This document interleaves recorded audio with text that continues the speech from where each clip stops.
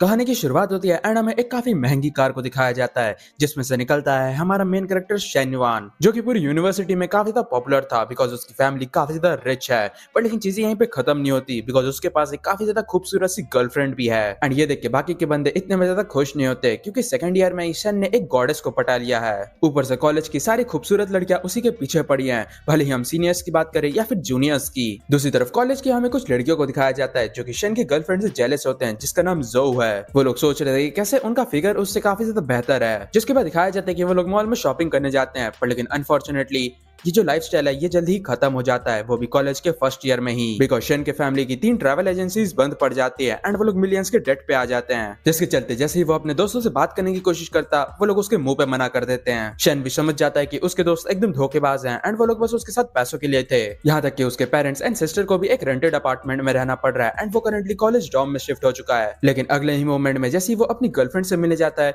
उसकी गर्लफ्रेंड उसे कॉन्टेक्ट करने के लिए मना कर देती है, जो कि शन के लिए काफी ज्यादा शॉकिंग था।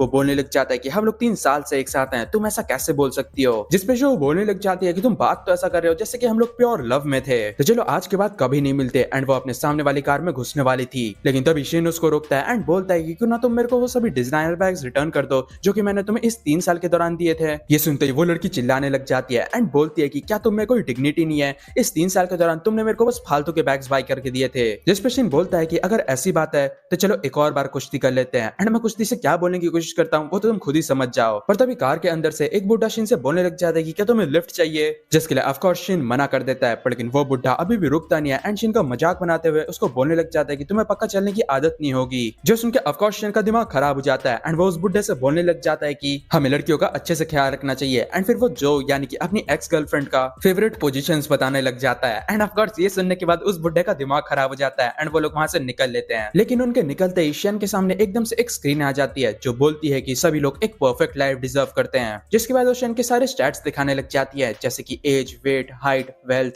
Health and skills. एंड इस चीज को देख के शन के पूरे पसीने छूटने लग जाते हैं कि भाई आखिर ये क्या हो रहा है। एंड तभी वो सिस्टम बताने लग जाता है कि एक परफेक्ट लाइफ के लिए तुम्हें पैसा चाहिए, साथ ही साथ एडमिरेशन चाहिए ऑपोजिट सेक्स का। फिर वो एक लिमिटेड टाइम टास्क देता है जहाँ पे उसको एक ऑपोजिट सेक्स पे पैसा खर्च करना है जिसका एडमिरेशन लेवल 60 के अबव हो एंड हर एक स्पेंडिंग का उसको 3 गुना रिटर्न मिलेगा। एंड ऑफ कोर्स ये देख के उसका दिमाग खराब हो जाता है कि भाई ये क्या मजाक चल रहा है। पर तभी पीछे से उसकी प्रोफेसर आ जाती है जो कि शन से बोलने लग जाती है एक ब्रेकअप के बाद तुम्हें इस तरीके से रिएक्ट नहीं करना चाहिए। जिसके बाद वो शन को थोड़ा मोटिवेट करने लग जाती है एंड ये देख के शन भी काफी हैरान होता है क्योंकि उसकी टीचर का जो लेवल है यानी कि एडमिरेशन लेवल वो 65 है। जिसके बाद उसके टीचर स्कॉलरशिप के बारे में बात करने लग जाती है, पर लेकिन शन उनको इसके लिए मना कर देता है। जिसपे उसकी टीचर बताती है अगर ऐसी बात है तो फ्यूचर में अगर तुम्हें कोई भी प्रॉब्लम होता तो मेरे को कॉन्टैक्ट कर सकते हो। एंड फिर वो वहां से जाने वाली थी, पर क्योंकि शन को सिस्टम को टेस्ट करना था इस वजह से वो एकदम से उन्हें रोक देता है एंड मिल्क टी ऑफर करता है, जिसके लिए शुरुआत में तो उसकी टीचर मना करने वाली थी, पर शन के इन्वेस्ट करने पे वो मान जाती है। एंड जैसा कि सिस्टम ने बोला था उसने जितना खर्चा किया वो मल्टीप्लाई होके उसके अकाउंट में वापस आ जाता है,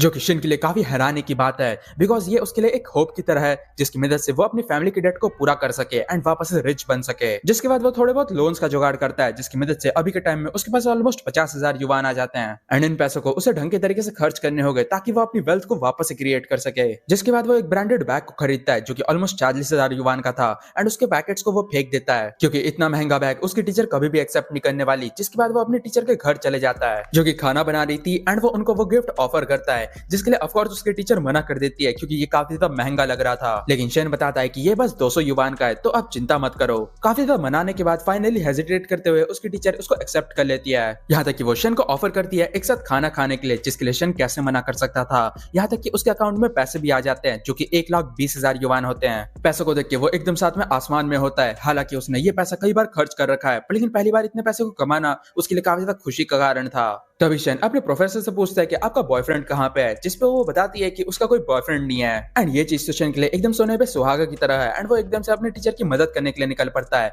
पर तभी एकदम से वहां पे एक दूसरी लड़की की एंट्री होती है जो कि शन की हरकतों को देख के इतनी भी ज्यादा खुश नहीं थी। एंड तभी टीचर उस लड़की की इंट्रोडक्शन करवाती है जो कि उसकी छोटी बहन है। यहाँ तक कि वो लड़की भी समझ जाती है कि दाल में जरूर कुछ काला है। एंड इसी मोमेंट में जो शन है वो बहाना मारते हुए वहां से निकल लेता है। दूसरी तरफ प्रोफेसर की सिस्टर उसे उस लड़के से दूर रहने के लिए बोलती है क्योंकि वो पक्का लाइन मारने की ट्राई कर रहा था तुम पे। तभी हमें शन को दिखाया जाता है जो इस बारे में सोच रहा था कि आखिर उसे किस पर पैसा खर्च करना चाहिए, क्योंकि वो पूरा टाइम अपने टीचर पे पैसा नहीं खर्च कर सकता।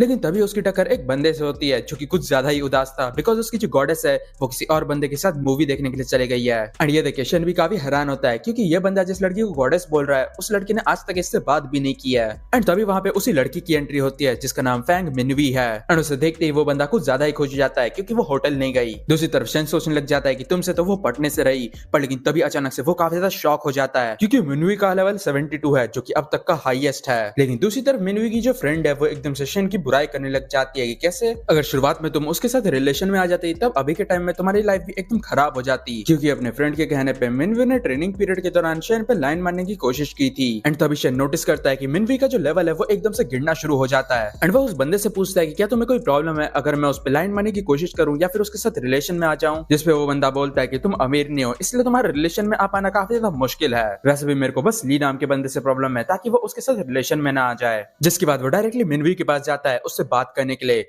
एंड ये देखती है उसकी जो फ्रेंड है वो एकदम से उसको दूर होने के लिए बोलती है, लेकिन शन बताता है कि मैं बस पूछना चाहता था कि क्या तुम कल फ्री हो। एंड वो उसे एक डिनर के लिए इनवाइट करता है एंड बहाना मारता है कि मेरे को अपनी सिस्टर के लिए एक बर्थडे गिफ्ट बाय करना है, तो वो उसकी मदद कर सकती है अगर वो फ्री है तो। एंड ये सुनने के बाद ऑफ कोर्स मिनवी तो काफी ज्यादा हैरान हो जाती है, लेकिन उसकी फ्रेंड को अभी भी शन पे शक था, इस वजह से वो बोलती है कि मैं तुम्हारी मदद करने वाली हूँ इस पूरी चीज में। जिसके बाद हमें अगले दिन का सीन दिखाया जाता है जहाँ पे शन एंड मिनवी एक रेस्टोरेंट में आए होते हैं जो कि कुछ ज्यादा ही एक्सपेंसिव था। मिनवी पूछती है कि आखिर तुमने अचानक से मेरे को डिनर के लिए क्यों इनवाइट किया और क्या तुम्हें सही में गिफ्ट पिक करने के लिए मदद चाहिए, जिसपे शन बताता है कि मैं हमेशा से तुम्हारे साथ डिनर पे जाना चाहता था पर लेकिन मेरे को कभी भी मौका ही नहीं मिला।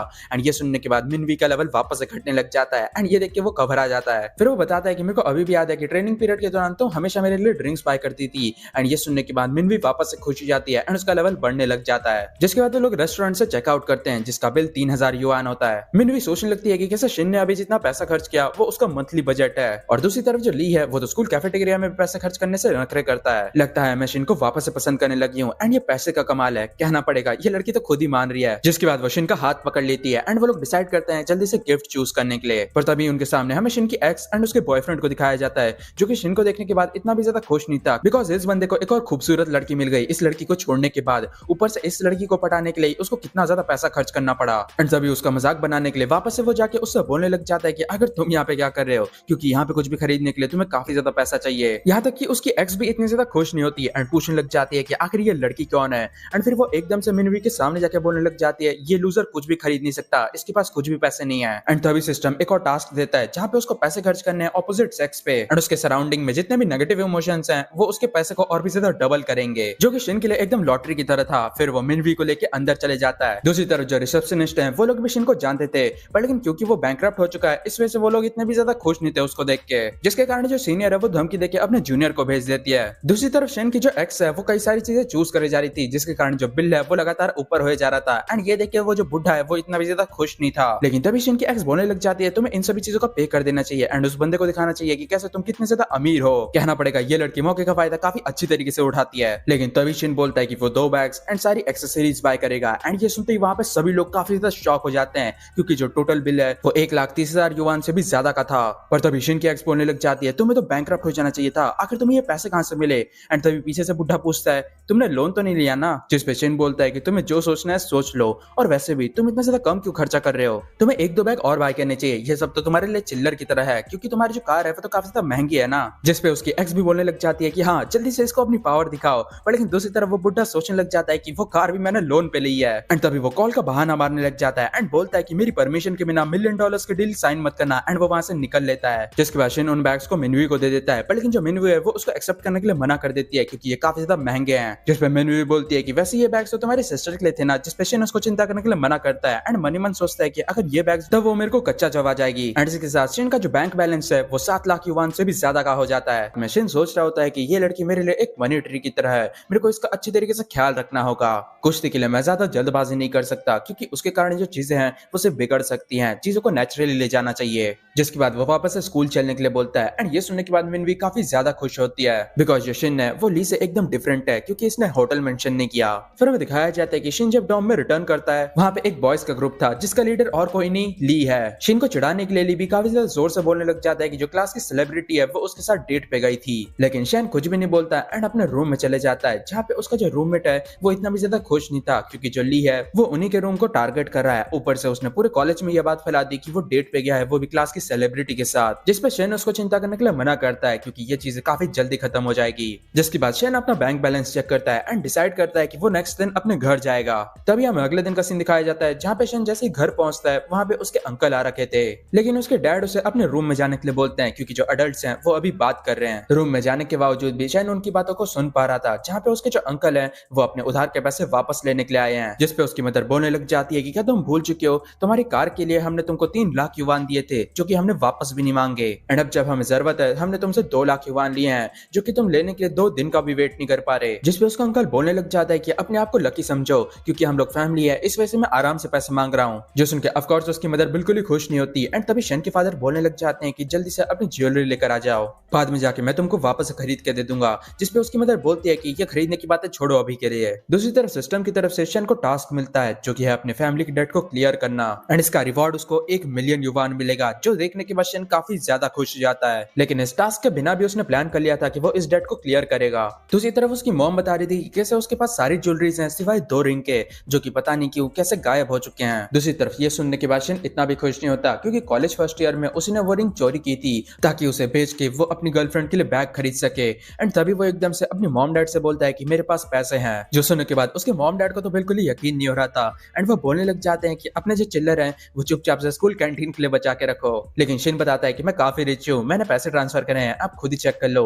एंड पैसे को अपने अकाउंट में देखने के बाद उसके मॉम डैड काफी ज्यादा शॉक हो जाते हैं। जिसपे उसके डैड पूछते हैं कि आखिर इतना पैसा तुम्हें मिला कहाँ से। जिसपे शेन ये बहाना मारता है कि आप जो मेरे को पॉकेट मनी दे देते उसमें से थोड़ा अमाउंट मैंने अपने दोस्त के साथ बिटकॉइन में इन्वेस्ट कर दिया था, एंड अभी रिसेंट के टाइम में ही मैंने उनको कैश किया है। एंड ये बहाना काफी आसानी से काम कर जाता है, क्योंकि शेन को काफी भयंकर तरीके से पॉकेट मनी मिलती थी। ये देखने के बाद उसके जो मॉम डैड है वो तो काफी ज्यादा खुश हो जाते हैं, क्योंकि उनके बेटे ने उनकी काफी ज्यादा मदद कर दी है। तभी वो लोग उस अंकल को पैसे ट्रांसफर करते हैं, एंड उसकी जो मॉम है वो बोलने लग जाती है कि अब तुम्हें अपना पैसा मिल चुका है ना, तो जल्दी यहाँ से घर से निकलो। ये देखने के बाद वो बंदा तो काफी शॉक हो जाता है कि भाई अभी तो इनके पास पैसा नहीं था, इतना पैसा कहाँ से आ गया। एंड क्योंकि शेन की मदर काफी ज्यादा गुस्से में थी, इस वजह से वो उस बंदे को लात मार कर निकाल देती है। एंड ये देखने के बाद वो बंदा काफी ज्यादा घबराने लग जाता है, कहीं ये लोग वापस से रिच तो नहीं हो गए। एंड फिर वो खुद को कोसने लग जाता है इतना जल्दबाजी करने के लिए, क्योंकि पता नहीं अब वो फ्यूचर में कैसे काम करेगा। दूसरी तरफ शेन को भी रिटर्न में काफी ज्यादा पैसा मिल जाता है, एंड वो काफी ज्यादा खुश होता है। लेकिन प्रॉब्लम अभी भी खत्म नहीं हुई है, क्योंकि उनका जो फैमिली डेट है वो अभी भी काफी बड़ा है, एंड अगर अभी वो अपनी कंप्लीट सेविंग्स भी लगा देगा तब भी वो डेट को क्लियर नहीं कर सकता। तभी वो अपने पेरेंट्स से पूछता है कि क्या उनको और भी पैसों की जरूरत है, क्योंकि उसके पास अभी भी थोड़ा बहुत पैसा पड़ा है। जिसपे उसकी मदर मना करने लग जाती है। लेकिन उसके जो फादर है वो काफी हेजिटेट करते हुए बताते हैं कि उनको 50,000 युवान की जरूरत है। जो देख के शेन भी काफी हैरान होता है, क्योंकि ये सीन एकदम एग्जैक्ट वैसा ही है जब वो अपने फादर से पैसे मांगता था। तभी सीन कट होता है, एंड में कुछ टाइम बाद का सीन दिखाया जाता है, जहाँ पे शेन की मुलाकात अपने टीचर से होती है। एंड क्योंकि आज के दिन कोई भी क्लासेस नहीं थी, इस वजह से शेन अपने टीचर को डिनर के लिए इनवाइट करने लग जाता है। पर तभी पीछे से शेन के टीचर की सिस्टर की एंट्री होती है, जो कि बिल्कुल ही खुश नहीं लग रही थी। एंड ये देख के शेन की फट जाती है, एंड वो बहाना मारते हुए वहां से निकल लेता है। एंड तभी टीचर की सिस्टर बोलने लग जाती है कि देखा उस बंदे के पक्का कोई अल्टीरियर मोटिव्स हैं। दूसरी तरफ शेन याद करने लग जाता है कि कैसे पहले अपने एक्स के साथ वो कार में जाता था, वो भी एसी ऑन करके। एंड क्योंकि अभी के टाइम में उसके पास स्पेशल फंड्स हैं, इस वजह से वो उनको यूज करने का डिसाइड करता है। यहाँ तक कि वो मिनवी को भी इन्वाइट कर लेता है। एंड दूसरी तरफ जो मिनवी की फ्रेंड है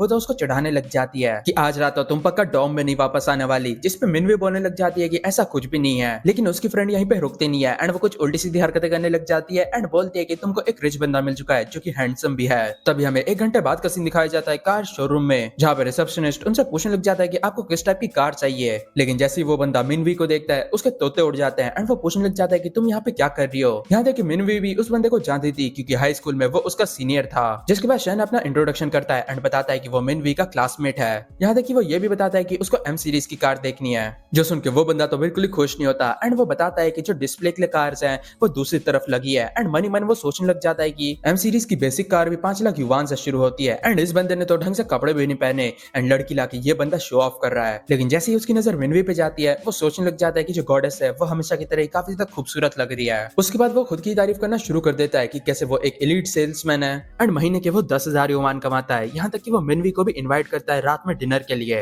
लेकिन मिनवी काफी ऑकवर्ड हो जाती है एंड वो मना कर देती है क्योंकि आज रात वो फ्री नहीं है। तभी शेन बोलने लग जाता है कि मेरे को इसकी टेस्ट ड्राइव करनी है एंड ये सुनने के बाद वो बंदे का दिमाग खराब हो जाता है एंड मनी मन सोचने लग जाता है कि अगर तुम खरीद नहीं सकते फिर टेस्ट ड्राइव क्यों कर रहे हो। एंड वो बोलता है कि माफ करना, टेस्ट ड्राइव के लिए कोई भी कार अवेलेबल नहीं है। लेकिन शेन भी कोई नूब नहीं है क्योंकि उसने ऑलरेडी एक कार देख रखी है बाहर, जिसके कारण वो एक दूसरा सेल्समैन मांगता है, पर लेकिन उसको एक सेल्स वुमेन मिल जाती है जिसका नाम चन्ना है। एंड चन्ना को देखने के बाद शेन भी काफी हैरान होता है। दूसरी तरफ एक बंदा बोलने लग जाता है कि वो तो तुम्हारा क्लाइंट था ना, फिर तुमने चन्ना को उसको हैंडल क्यों करने दिया। जिसपे यांग, जो कि उस बंदे का नाम है, वो बोलने लग जाता है कि एक स्टूडेंट कभी भी एम सीरीज की कार नहीं लेने वाला, वो बस लड़की के सामने शो ऑफ करने की कोशिश कर रहा है और कुछ नहीं। दूसरी तरफ चन्ना काफी अच्छी तरीके से कार के बारे में बता रही होती है, लेकिन जो शेन है वो सोच रहा होता है कि इस इंडस्ट्री में जो सेल्स वुमेन है वो काफी कुछ करने के लिए रेडी हो जाती है, बस अपने टारगेट को मीट करने के लिए। एंड तभी शेन पूछता है कि क्या आज के दिन किसको घर ले जाने के लिए कोई यूनिट अवेलेबल है। जो सुनने के बाद चन्नी काफी ज्यादा हैरान हो जाती है क्योंकि कोई भी क्लाइंट इतना जल्दी कार को नहीं परचेस करता, स्पेशली एक ही टेस्ट ड्राइव में। एंड पता करने के बाद वो बताती है कि अभी के टाइम में उनके पास कोई भी यूनिट अवेलेबल नहीं है,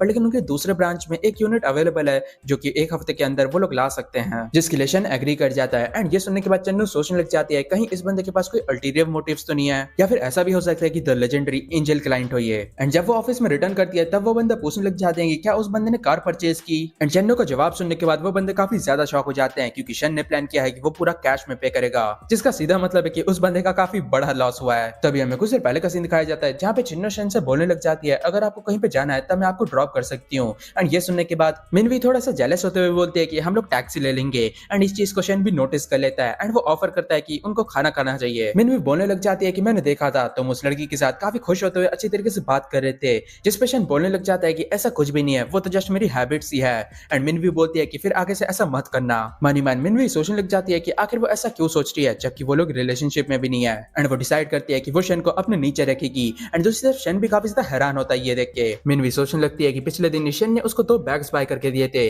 कहीं उसको ऐसा ना लगने लगे कि मैं गोल्ड डिगर हूँ। लेकिन दूसरी तरफ शेन सोच रहा था कि जब तक मैं इस लड़की की पैसा नहीं खर्च करूंगा तब तक मैं पैसा नहीं बना सकता। उसके बाद हमें रेस्टोरेंट का सीन दिखाया जाता है जहाँ पे शेन पूछते हैं कि क्या तुमको हॉट ड्रिंक चाहिए या फिर कोल्ड ड्रिंक, जिसपे मिनवी सोचने लग जाती है कि कहीं शेन मेरे से इनडायरेक्टली ये तो नहीं पूछ रहा कि मैं पीरियड्स में हूँ कि नहीं। एंड दूसरी तरफ शेन भी समझ जाता है कि शायद से उसने थोड़ा गलत सवाल पूछ लिया। उसके बाद हमें 3 घंटे बाद का सीन दिखाया जाता है जहाँ पे शेन ने ऑलरेडी उस पर काफी खर्चा कर दिया था, जैसे कि bag, watch and bracelet. And अगर पिछले दिन का भी देखा जाए तो शेन ने ऑलमोस्ट 2 लाख युवान से भी ज्यादा का खर्चा कर दिया है उस पे, जिसका शेन को भी काफी बढ़िया रिटर्न मिल रहा है। एंड अभी के टाइम में टोटल में उसके पास 1.6 मिलियन युवान से भी ज्यादा है। एंड तभी शेन बोलता है कि चलो आज जरा डॉम नहीं जाते। एंड ये सुनने के बाद मिनवी भी काफी खुश होती है। एंड फिर हमें डायरेक्टली होटल रूम का सीन दिखाया जाता है जहाँ पे मिनवी ने अपने दोस्त को मैसेज कर दिया था कि आज की रात वो अपने रिलेटिव्स के साथ रहने वाली है, जिसके बाद रिलेटिव्स के साथ उसकी कुश्ती शुरू हो जाती है। एंड हमें आधे घंटे बाद का सीन दिखाया जाता है जहाँ पे मिनवी तो काफी ज्यादा खुश थी, जहाँ पे शेन काफी ज्यादा थक चुका था। एंड वो सोचने लग जाता है कि मैं 2 महीने बात कर रहा हूँ लेकिन अभी भी मैं काफी ज्यादा थक चुका हूँ। लेकिन मिनवी का मन अभी भी नहीं भरा था एंड वो वापस से कुश्ती शुरू कर देती है। उसके बाद हमें अगले दिन का सीन दिखाया जाता है जहाँ पे शेन डॉम में रिटर्न कर चुका था। एंड वो काफी ज्यादा खुश होता है क्योंकि अपने कर्जे को पे करने के बावजूद भी उसको काफी अच्छा खासा रिटर्न मिला सिस्टम की तरफ से।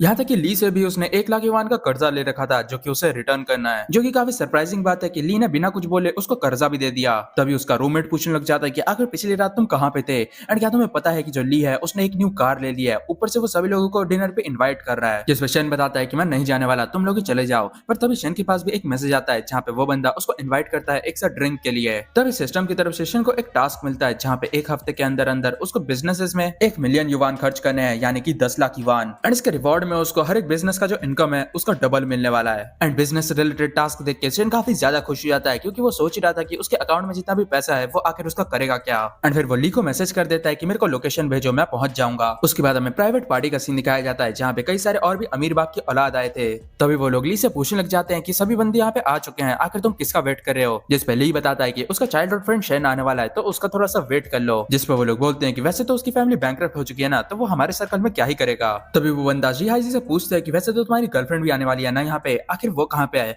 जिस पे जी हाई बताता है कि वो करंटली ट्रैफिक में फंसी है, इसी के कारण उसको थोड़ा लेट हो रहा है। जो सुन के वो बंदा सोचने लगता है कि मेरा जो कजन है वो मेरी फैमिली में ही डिपेंडेंट है, पता नहीं कैसे इस बंदे को इस तरह की गर्लफ्रेंड कैसे मिल गई, इन लोगों ने अभी तक शादी नहीं की तो इसका मतलब मेरे पास अभी भी चांस है। एंड उसी मोमेंट में वहाँ पे शन की एंट्री होती है जो कि लेट होने के लिए माफी मांगता है क्योंकि टैक्सी ने देर कर दी। एंड ये सुनने के बाद वो बंदा सोचने लगता है यहाँ पे सभी बंदों के पास खुद की लग्जरी कार है एंड ये बंदा ट्रैफिक में फंसते हुए आ रहा है एंड वो भी टैक्सी में। एंड उसी मोमेंट में वहाँ पे चेन्ना की एंट्री होती है जो कि और कोई नहीं जी हाई जी की गर्लफ्रेंड है। एंड वो माफी मांगती है क्योंकि ट्रैफिक में उसको लेट हो गया था। अपनी गर्लफ्रेंड को देखते ही जी हाई जी सोचने लगता है कि मैं पैसों में तो तुम सबसे थोड़ा पीछे हूँ पर लेकिन मेरी गर्लफ्रेंड सबसे ज्यादा खूबसूरत है। एंड वो बताता है कि अगर तुम लोगों को कोई भी कार खरीदनी है तब मेरी गर्लफ्रेंड को कॉन्टैक्ट कर सकते हो। तभी चेन्ना विशन को नोटिस करती है पर लेकिन क्योंकि उसने ग्रीट नहीं किया था इसके कारण वो भी ऐसा एक्ट करती है जैसे कि वो उसे जानती नहीं है। उसके बाद हमें 40 मिनट बाद का सीन दिखाया जाता है जहाँ पे ली ने सबको अपना बिजनेस प्लान बता दिया था एंड टोटल जो एस्टिमेटेड कॉस्ट है वो 2.4 मिलियन है एंड 7 लाख युआन में वो 30% शेयर गिव अप करने के लिए रेडी है। एंड फिर वो पूछता है कि आखिर उनमें से कौन रेडी है इन्वेस्ट करने के लिए, इन्वेस्ट करने। एंड 7 लाख युआन की बात सुनने के बाद वहाँ पे सभी बंदों के तोते उड़ जाते हैं। वो सभी सोचने लगते हैं कि कैसे ली की जो फैमिली है वो हर साल मिलियंस में कमाती है लेकिन इसके बावजूद भी उसको 7 लाख युआन का इन्वेस्टमेंट चाहिए वो भी बाहर से। इसका सीधा मतलब है कि पिछला जो बिजनेस है वो उसका फेल हो चुका है एंड इसके कारण उसका जो फादर है वो उसको और फंड नहीं दे रहा। ऊपर से उनमें से ज्यादातर के लिए ये अमाउंट किसी सपने की तरह है एंड अपने पेरेंट्स से उनको बस थोड़ा बहुत पैसा खर्च करने के लिए मिलता है। ली भी सोचने लगता है कि कैसे ये बंदे से वो उसका एडवांटेज लेते हैं फूड एंड बिल्स पे करने के लिए और जब भी दोस्ती निभाने या फिर पैसा पे करने की बारी आती है तब ये सभी गायब हो जाते हैं। यहाँ तक कि जब शन को जरूरत थी तब भी ये लोग एकदम गायब हो चुके थे। फिर वो पूछते हैं कि आखिर इतनी शांति क्यों हो गई, कम से कम कुछ बोलो तो सही। तभी लिन बोलने लगता है कि मेरे को नहीं लगता कि ये मेरा अच्छा टाइम है पैसा इन्वेस्ट करने के लिए, ऊपर से पैसे को लिक्विड करना भी काफी ज्यादा मुश्किल होगा। हम थोड़ा बहुत पैसा इधर उधर से इकट्ठा करके तुमको उधार दे सकते हैं एंड जब तुम पैसा बनाने लगो तब तुम हमें रिटर्न कर सकते हो। जिसके बाद वो बहाना मारने लगते हैं कि कैसे पार्टनर बनना इतनी भी अच्छी बात नहीं होगी क्योंकि वो लोग बस उसका प्रॉफिट खाएंगे जिसमें कि उसने काफी ज्यादा मेहनत किया था। जो सुनने के बाद ली बिल्कुल ही खुश नहीं होता क्योंकि उसको अपने बिजनेस के लिए पार्टनर्स चाहिए थे ना कि उधार। जिसके बाद ली बताता है कि उधार एक कंप्लीटली डिफरेंट चीज है तो इसके बारे में भूल जाओ। एंड ये सुनने के बाद वो सभी लोग बोलने लग जाते हैं कि अच्छा तो चलो इसके बारे में भूल जाते हैं एंड कंप्लीटली एंजॉय करते हैं ड्रिंक करके। तभी शैन सोचने लग जाता है कि ली तुमने सोचा कैसे कि ये लोग तुम्हारी मदद करने वाले हैं, जब मेरी फैमिली बैंकरप्ट हो गई थी उस टाइम पे भी ये लोग गायब हो चुके थे। ली वहां से जाने वाला था पर लेकिन तभी शैन बोलता है कि वो 7 लाख युआन मैं इन्वेस्ट करना चाहता हूँ। जो सुनने के बाद सभी लोग हैरान हो जाते हैं एंड तभी वो लोग बोलने लग जाते हैं कि तुम अच्छा मजाक करते हो, तुम्हें पता है ना हम लोग पहली बार नहीं मिल रहे, जल्दी से जाके अपना मुंह धो के आओ, ऊपर से ये मत बोलना कि तुम यहाँ पे टैक्सी में आए हो। एंड ये सब सुनने के बाद चेन्ना सोचने लग जाती है कि 7 लाख युआन शैन के लिए कोई बड़ा अमाउंट नहीं होगा, वैसे भी पिछले दिन उसने 6 लाख युआन की कार ली थी। वो शन को डिफेंड करने का सोचती है पर लेकिन क्योंकि वो एक आउटसाइडर है इसके चलते वो कुछ बोलती नहीं है। तभी शन बोलता है कि मैंने ऑलरेडी पैसा भेज दिया है तुम चेक कर सकते हो। एंड जैसे ही ली चेक करता है वो काफी ज्यादा शॉक हो जाता है क्योंकि जो पूरा पैसा है वो ऑलरेडी उसके अकाउंट में आ चुका है। एंड जब लिन ये चीज देखता है उसकी तो पूरी फट जाती है एंड वो जीरो गिनना शुरू कर देता है। दूसरी तरफ जो चेन्ना है उसको समझ नहीं आता कि आखिर जो सिचुएशन है वो इतनी जल्दी चेंज कैसे हो गया। तभी लिन बोलने लग जाता है ये माफ करना मेरे को थोड़ा सा काम है। एंड वो काफी ज्यादा गुस्सा भी होता है शन के ऊपर। एक एक करके वो सभी मैसेज देखते हैं एंड वहां से निकल लेते हैं। तभी जी हाई जी बोलने लग जाता है कि तुमने तो मैसेज भी नहीं देखा फिर तुम निकल क्यों आई, जिसमें चेन्ना बोलने लग जाती है कि पिछले दिन शन ने एक M9 खरीदी थी वो भी पूरे कैश में। एंड ये सुनने के बाद जी हाई जी काफी ज्यादा शॉक हो जाता है तुम्हें ये चीज पहले बतानी चाहिए थी। जिसमें चेन्ना बोलने लग जाती है कि मेरे को अब तुम्हारी रियलिटी पता चल चुकी है तो चलो आगे से मेरे को कॉन्टैक्ट मत करना। एंड वो वहां से निकल लेती है। दूसरी तरफ ली बोल रहा होता है कि मेरे को पता नहीं था कि तुम्हारे पास इतना पैसा है, फिर मैं ये पार्टी रखता ही नहीं, कितना ज्यादा पैसा वेस्ट हो गया। जिसपे शन बोलने लग जाता है कि उन बंदों पे भरोसा करना यानी कि खुद के ही पैर पे कुल्हाड़ी मारने जैसा हो गया, और क्योंकि वैसे भी हम दोनों ही शेयर होल्डर्स हैं तो चलो प्लानिंग पे बात करते हैं। जिसके बाद अगले 30 मिनट वो लोग हर एक चीज के बारे में डिस्कस करते हैं एंड वो लोग डिसाइड करते हैं कि उनको एक मैनेजर की भी जरूरत होगी जो कि हर एक चीज को मैनेज करेगा। एंड 1 घंटे के बाद शन चेन्ना को मैसेज करता है अगले दिन मिलने के लिए क्योंकि उसको कार के रिलेटेड थोड़े बहुत क्वेश्चंस हैं। जो देखे चेन्ना तो काफी हैरान होती है पर लेकिन दूसरी तरफ शन प्लान बना रहा था कि उसको अपने जो पैसों का पेड़ है उसको और भी बढ़ाना होगा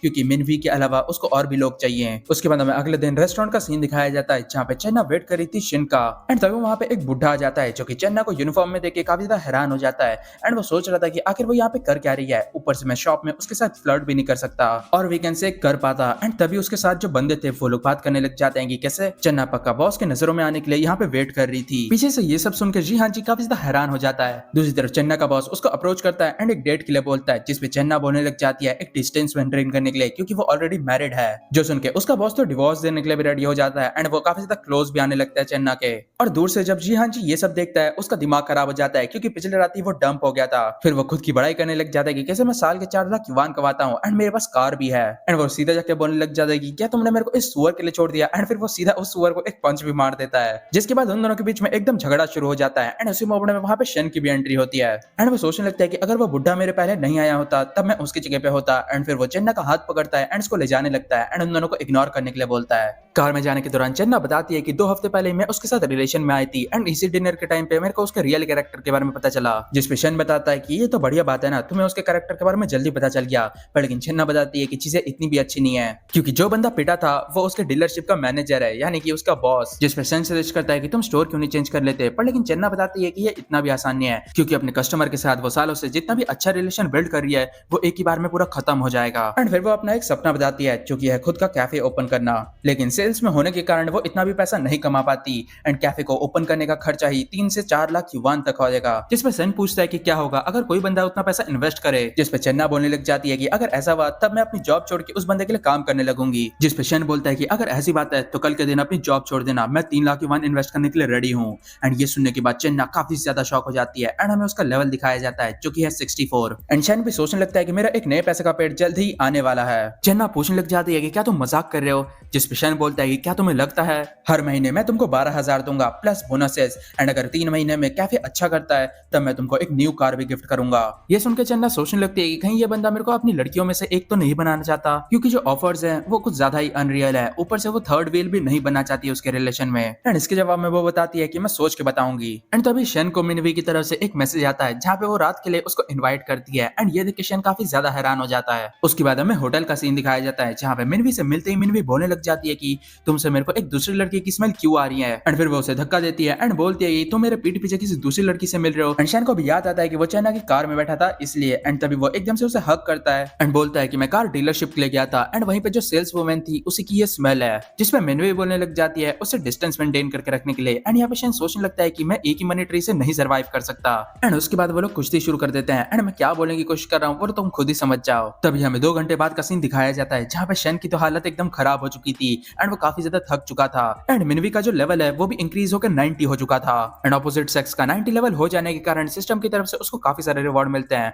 जैसे कि 1 मिलियन युवान का लॉटरी, 1 मिलियन युवान का वाउचर एंड साथ ही साथ रेस्टलेस एंड पावर, जिसकी मदद से उसका छोटा हाथी और भी बड़ा हो जाता है एंड साथ ही साथ उसकी एनर्जी भी काफी ज्यादा बढ़ जाती है, जिसका सीधा मतलब है कि जो सिस्टम है वो उसके नीड्स के हिसाब से उसको रिवॉर्ड्स भी देता है। लेकिन बाकी लड़कियों के साथ भी 90 लेवल रीच करना काफी ज्यादा मुश्किल का काम है एंड उतना रीच करने के लिए भी उसको अभी काफी टाइम भी लगेगा। ऊपर से अभी से ही वो काफी ज्यादा क्यूरियस हो चुका है कि जब वो नेक्स्ट 90 लेवल रीच करेगा तब उसको रिवॉर्ड में क्या क्या मिलेगा। जिसके बाद वो वापस से कुश्ती शुरू कर देता है एंड मिनवी भी हैरान हो जाती है कि जो चीजें हैं वो इतनी ज्यादा डिफरेंट क्यों हैं। दूसरी तरफ हमें चन्ना को दिखाया जाता है जो कि अपनी फ्रेंड को पूरी सिचुएशन एक्सप्लेन करती है कि कैसे एक बंदा उसके कैफे में इन्वेस्ट करने के लिए रेडी है, साथ ही साथ वो मंथली सैलरी एंड ऊपर से उसको एक कार गिफ्ट करने के लिए भी रेडी है। एंड ये सुनने के बाद उसकी फ्रेंड क्वेश्चन करने लग जाती है कहीं ये बंदा कोई स्कैमर तो नहीं, जिस पे चन्ना मना कर देती है क्योंकि वो ऑलरेडी इस बंदे से कई बार मिल चुकी है, ऊपर से इस बंदे ने एक लग्जरी कार भी बाई की थी उससे। ये लड़का सिर्फ 21 साल का है एंड थोड़ा बहुत हैंडसम भी है। एंड ये सुनने के बाद उसकी फ्रेंड बोलने लग जाती है अगर तुम्हें इसकी जरूरत नहीं तो मेरे पास भेज दो इसको। बट अनफॉर्चुनेटली उसके पास ऑलरेडी एक गर्लफ्रेंड है। जो सुनने के बाद उसकी फ्रेंड बोलने लग जाती है क्या तुम मजाक कर रहे हो, गर्लफ्रेंड हो या फिर वाइफ, इस मौके को तुम्हें गवाना नहीं चाहिए। जो सुनने के बाद चन्ना भी काफी शॉक हो जाती है क्योंकि उसकी फ्रेंड के पास एक बॉयफ्रेंड है, लेकिन इसके बावजूद भी वो रेडी है शन के पास जाने के लिए। एंड फोन कट करने के बाद वो शन के बारे में ही सोचने लग जाती है एंड इसी के साथ ये एपिसोड यहीं पे खत्म होता है। तो गाइस कमेंट्स में बताना कि आपको ये एपिसोड कैसा लगा एंड अगर आपको वीडियो अच्छी लगी है तो वीडियो को लाइक कर देना एंड चैनल को भी सब्सक्राइब कर देना। एंड अगर तुम लोगों ने अब तक मेरी बाकी वीडियोस नहीं देखी है तो उसको भी जरूर से चेक कर लो, लिंक आपके सामने आ रहा होगा। तो बस आज वीडियो के लिए इतना ही, मिलते हैं नेक्स्ट वीडियो में, तब तक के लिए ऐसा होना रहा।